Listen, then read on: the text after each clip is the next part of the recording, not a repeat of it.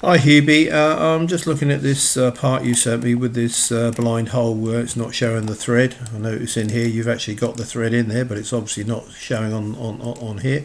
So what I'm going to do is just show you the procedure that I would use to actually create a tapped hole.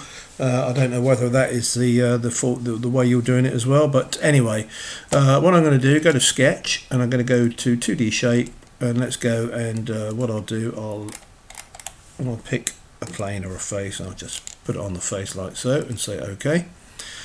And now I'm going to go to point. Let's put a point like so and finish that sketch, and then go to feature, go to custom hole, select the part, and in here I've selected simple hole for this particular hole, and I've put a depth in here of 20. That's the hole depth itself. And if I come down here, you can see that under thread option I've selected thread, draw the thread so that it shows in the 2D drawing. There's a call out there if you want to do that for your table within the drawing. And down here I've selected M8 by 125, which is the one I think you use, and I've given it a thread depth of 16. So that's pretty much it. So I'll just say OK, and effectively you'll see that we've got our M8 hole with the cosmetic thread showing in it. What I'll do now, I'll also go and I'll actually let's create a new drawing. So I'll go new Caxa draft, and we'll fire up the drawing environment, and let's go to standard view. And what I'll do, I'll pick let's go to options, I'll export all the hidden lines, come down here, I'll select cosmetic threads and thread annotations here, and go back to view settings. Let's pick that view there, get rid of that one there, and just say, oh, let's just move that around and just say OK.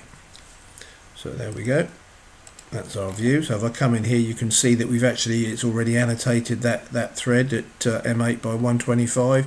You can obviously move the arrow about and all that if you want to position it on the outside of that tapped hole. And so on and so forth, and you can see that in the hidden line sort of view here, you can see the thread which I put in at 16 deep with a depth of 20.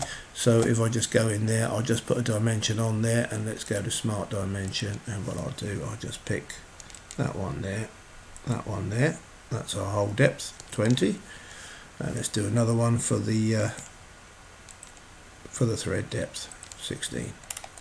And that's pretty much it. So I don't understand why you're not getting that. It may be the way you're doing it, I'm not sure.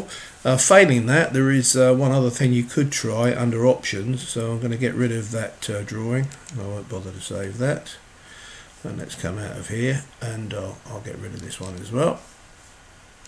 And now if we go up here in a new session, come up here and let's go to tools, let's go to options, and let's go to rendering, and in here I've actually set my graphics options for rendering to advanced OpenGL together with DirectX 9 as a driver type and auto display list, and on mine I've set it advanced rendering engine under the realistic rendering engine option. It may be that you might, if you've already got it set at this, then I would maybe try going to legacy ray tracing engine and saying OK. So it's worth just checking. It may work better for you if you go to DirectX 9 auto and either advanced rendering engine or legacy rendering engine here. That's about the only thing I can consider that might be affecting what you're doing. This is Windows 10 on this machine, but as I say, it should work on Windows 7.1 as well as Windows 10. So have a look at that, see if that helps the case, and if not, well, let me know. But hopefully that might help. And speak to you soon. Cheers, mate.